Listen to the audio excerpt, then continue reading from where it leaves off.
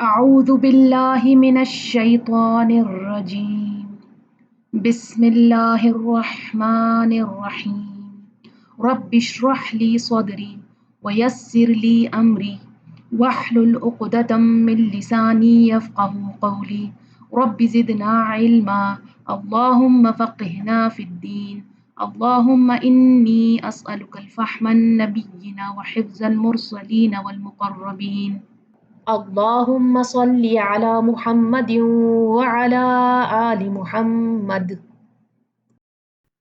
अस्सलाम वालेकुम वरहमतुल्लाहि वबरकातुहू। आज हम आयत नंबर 248 और उसके आगे पढ़ेंगे इंशाल्लाह।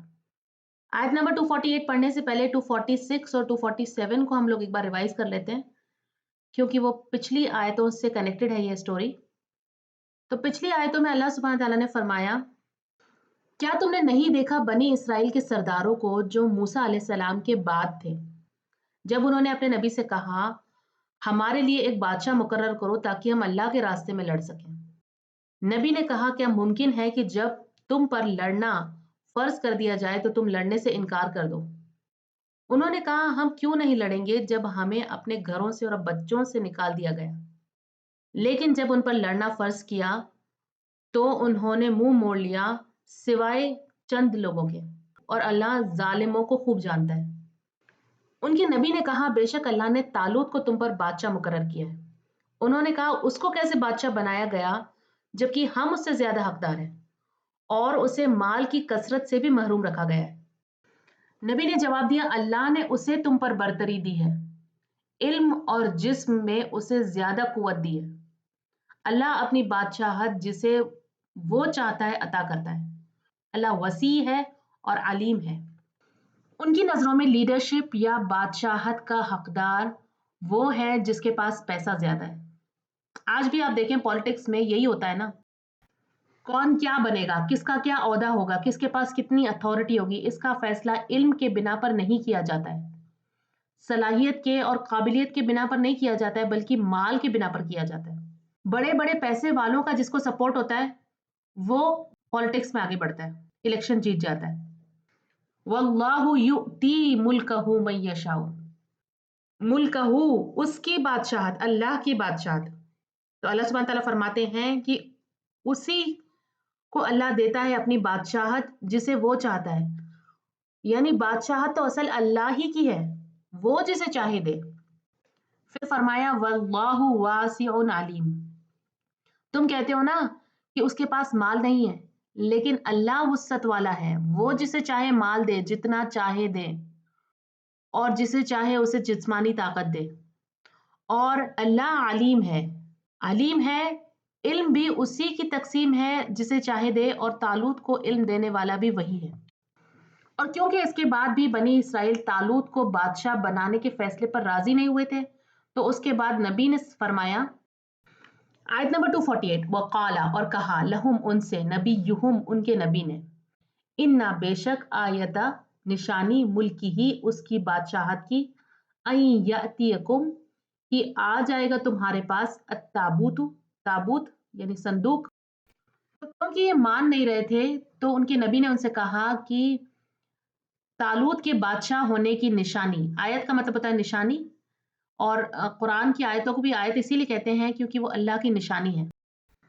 मुल्की ही उसके बादशाह होने की निशानी, यानी तालूत के बादशाह होने की निशानी ये है कि आ जाएगा तुम्हारे पास अत्ताबूत, ताबूत, ये ताबूत सकीना की बात हो रही है। और ताबूत सकीना क्या है?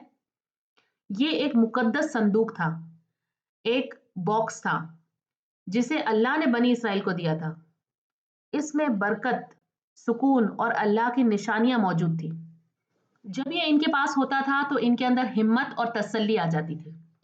ये एक बड़ा और भारी बक्सा था, और इसमें क्या क्या था? इसके अंदर मूसा अलैहिस्सलाम का असा था, उनका स्टाफ, और मूसा अलैहिस्सलाम का आर्मर था, और तौरात की तख्तियां थी, और इसके अलावा हारून अलैहिस्सलाम का असाब था, टर्बन था, और मन्ना सलवा जो इनके ऊपर गिजा उतरती थी उसके भी कुछ रिमेन्स थे। और सकीना क्या था? अल्लाह की तरफ से उतरा हुआ सुकून और इत्मीनान और रहमत। जब इनके पास ये ताबूत होता तो इनके दिल में हिम्मत आ जाती, इनका खौफ दूर हो जाता, یہ جنگوں میں اسے اپنے ساتھ لے کے جایا کرتے تھے. اس کے ذریعے انہیں اللہ کا قرب محسوس ہوتا تھا اور قوم میں اتحاد آ جاتا تھا. اس کو تابوت سکینہ کہا جاتا تھا. ان کے لیے یہ بالکل ویسا تھا جیسے آج ہمارے لیے کعبہ ہے. کعبہ کے ذریعے مسلمانوں کو سکون ملتا ہے، اور اگر کسی اور کا قبضہ کعبہ پر ہو تو آپ سوچیں سب مسلمانوں میں کتنی بے چینی سی ہو جائے گی. ہر وقت ہمیں یہ احساس ہوگا کہ کسی طرح سے دوبارہ ہمیں وہ ہماری چیز مل جائے.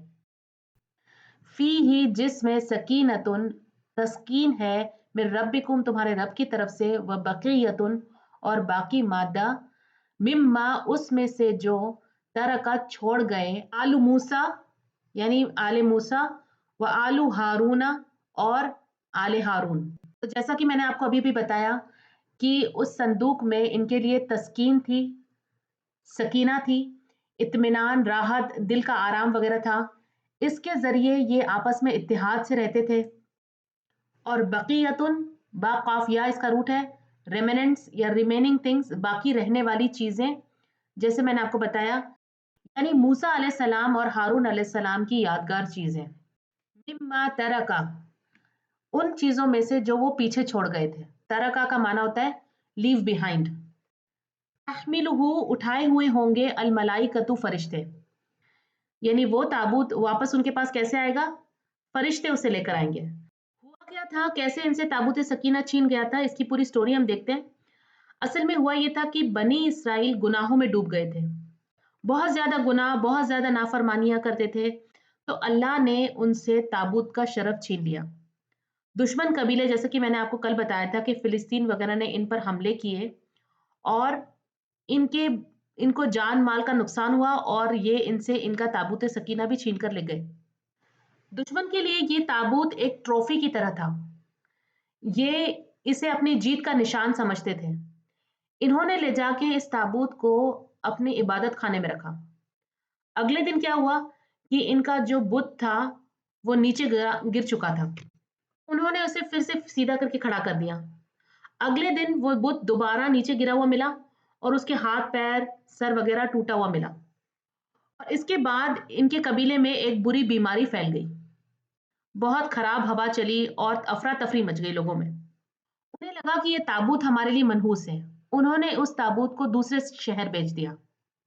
دوسرے شہر میں بھی اسی طرح سے ہوا، وہاں بھی ایک بری بیماری پھیل گئی، ان کے بت وہاں پہ ٹوٹ گئے.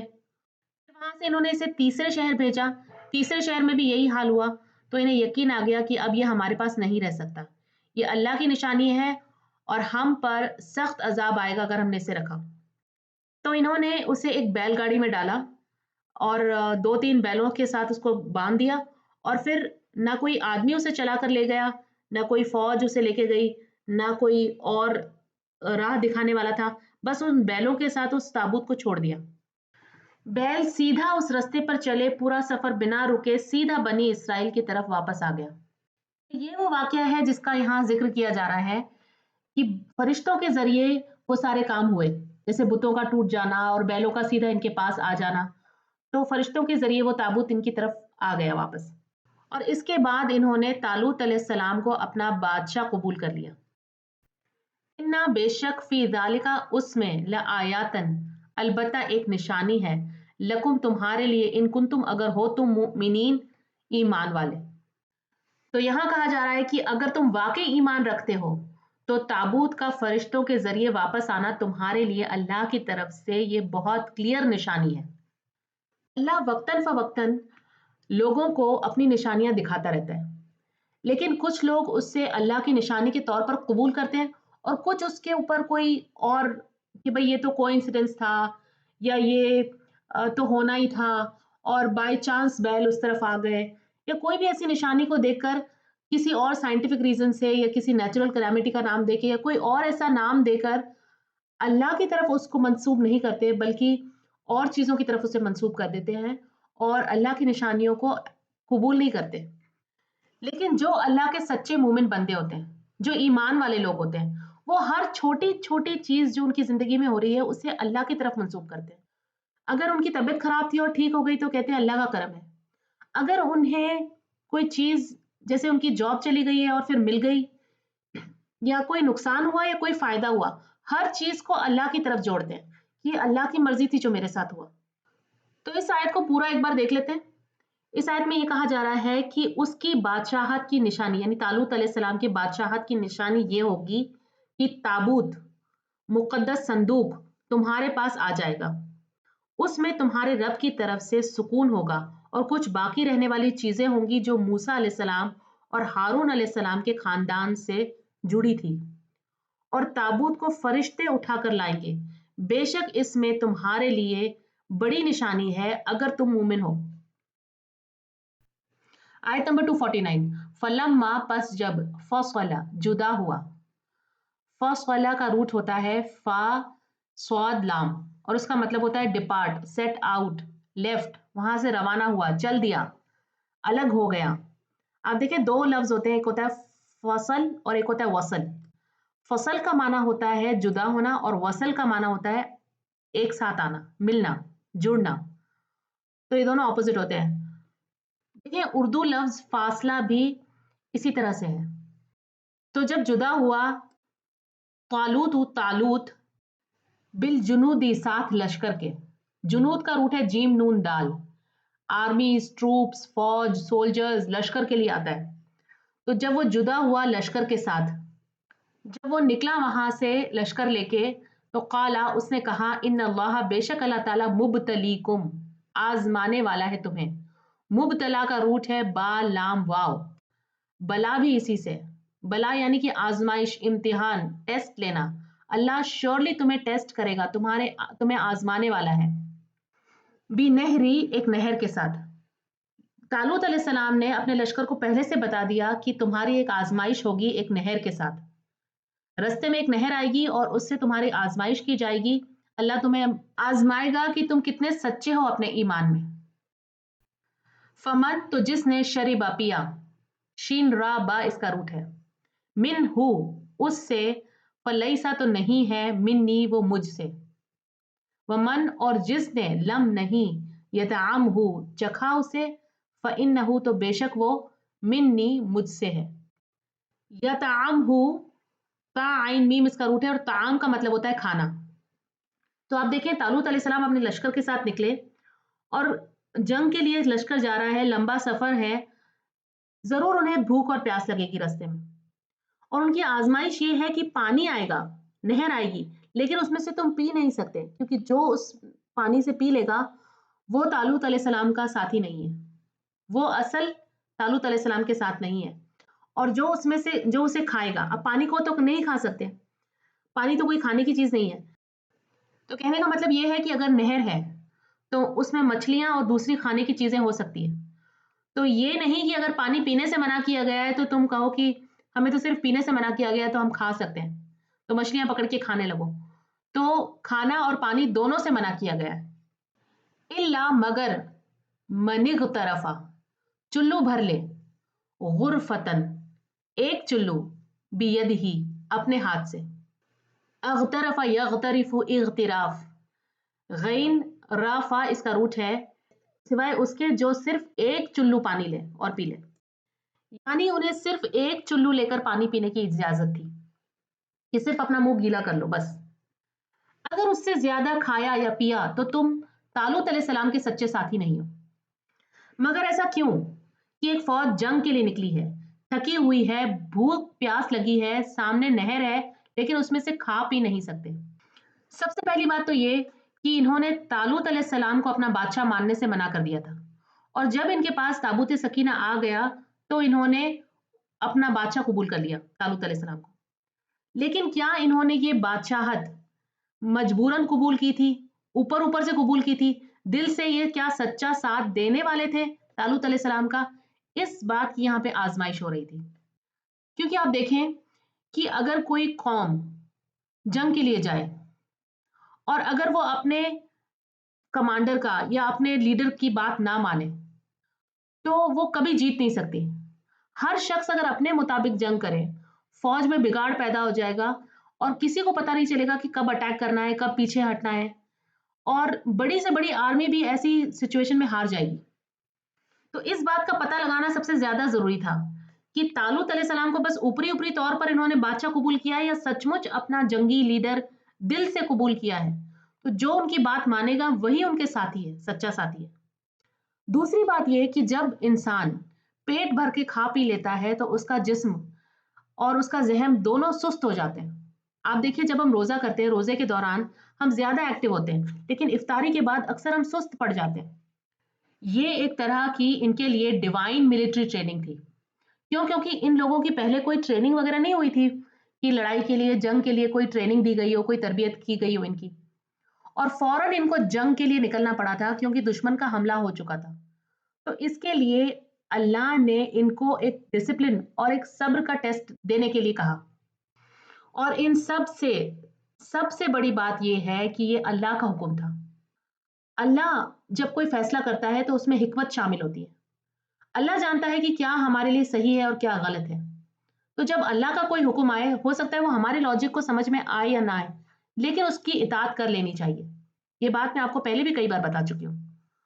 اور آپ دیکھیں کہ جب اللہ کوئی بڑا مقصد حاصل کروانا چاہتا ہے تو چھوٹی چھوٹی حلال چیزوں کی قربانی دینی پڑتی ہے، اور یہ قربانیاں اللہ کی طرف سے آزمائشیں ہوتی ہیں، دیکھنے کے لیے کہ کون کھرا سونا ہے اور کون کھوٹا سکہ ہے۔ جیسے آج بھی آپ دیکھیں، اگر کسی شخص کو بڑا مقصد حاصل کرنا ہو تو اسے اپنی چھوٹی چھوٹی چیزوں کی قربانیاں دینی پڑتی ہیں۔ جیسے اگر آپ کو کوئی ڈگری حاصل کرنی ہے، کوئی پڑھائی کر کے کچھ بننا ہے، تو آپ کو گھومنا پھرنا، چھوٹی چھوٹی خوشیاں اپنی قربان کرنی پڑتی ہیں اس بڑے مقصد کو حاصل کرنے کے لیے۔ اور دین میں بھی اسی طرح سے ہوتا ہے۔ اگر کوئی شخص کسی بڑے مقصد کے لیے نکلے تو اسے چھوٹی چھوٹی حلال چیزوں کی قربانیاں دینی پڑتی ہیں۔ جیسے مان لیجیے اگر کوئی شخص دین کی تعلیم دینے کے لیے نکلے تو ہو سکتا ہے کہ اسے اپنی جاب وغیرہ چھوڑنی پڑے، پیسے کمانا جبکہ کوئی حرام چیز نہیں ہے، لیکن اس راہ میں اگر وہ نکلا ہے تو اس کی آزمائش تو ہوگی، اللہ اسے آزمائے گا تو صحیح، تو کچھ چیزوں کی اسے قربانیاں تو دینی ہوگی، یہ ثابت کرنے کے لیے کہ وہ کتنا سچا ہے اپنی نیت میں۔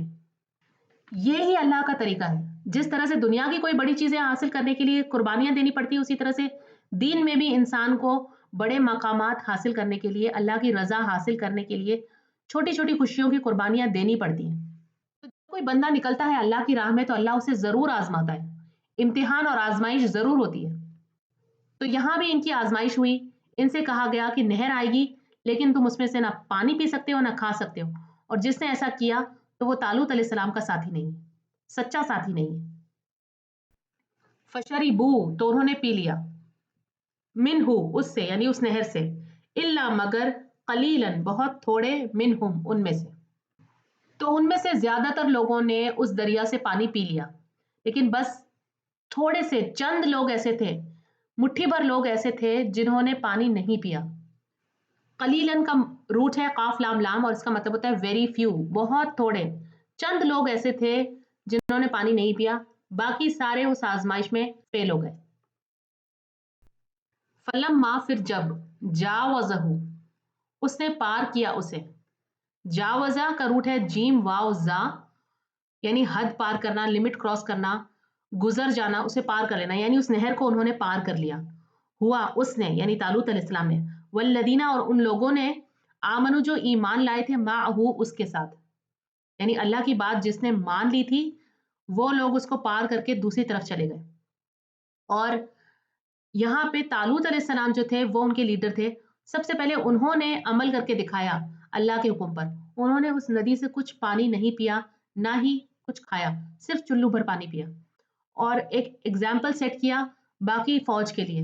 اور جو فوج میں سے کچھ لوگ ایمان والے تھے جو ان کے ساتھ نکلے تھے، جنہوں نے پانی نہیں پیا، کچھ کھایا نہیں، صرف چلو بھر پانی پیا، وہی لوگ اس ندی کو کراس کر کے دوسری طرف جا پہنچے۔ تو یہ لوگ ہزاروں میں تھے جب یہ طالوت علیہ السلام کے ساتھ نکلے تھے، لیکن ندی پار کرنے کے بعد صرف 313 لوگ تھے جو طالوت علیہ السلام کے ساتھ بچے تھے۔ 313 لوگ، یہ بالکل اتنے ہی ہیں جتنے رسول اللہ صلی اللہ علیہ وسلم کے ساتھ تھے جنگ بدر میں۔ یہ دونوں جنگوں کی ڈیوائن سملیرٹی ہے، طالوت علیہ السلام کی جو جنگ تھی اور جو رسول اللہ صلی اللہ علیہ وسلم کی جنگ بدر تھی۔ آپ دیکھیں اس میں صرف وہ لوگ ان کے ساتھ نکلے تھے جو ایمان والے تھے، جو صبر والے تھے، جس کے اندر توکل کی اطمینان تھی۔ اور اب کیونکہ طاقت میں بہت کم ہو گئے تھے تو اب دل میں خوف آیا کہ اتنی بڑی فوج سے ہم کیسے لڑیں گے. اور دل میں کسی چیز کا خوف آنا کوئی بری بات نہیں ہے بلکہ انسانی فطرت ہے. کیونکہ آپ دیکھیں موسیٰ علیہ السلام کا ایک واقعہ ہے جس میں جب موسیٰ علیہ السلام نے کوہ طور پر اپنی لاٹھی زمین پر پھینکی تھی تو فوراً زندہ سانپ بن گئی تھی اور وہ تیزی سے ہلنے لگی تھی اور موسیٰ علیہ السلام فطری طور پر گھبرا گئے تھے اور پیچھے ہٹ گئے تھے.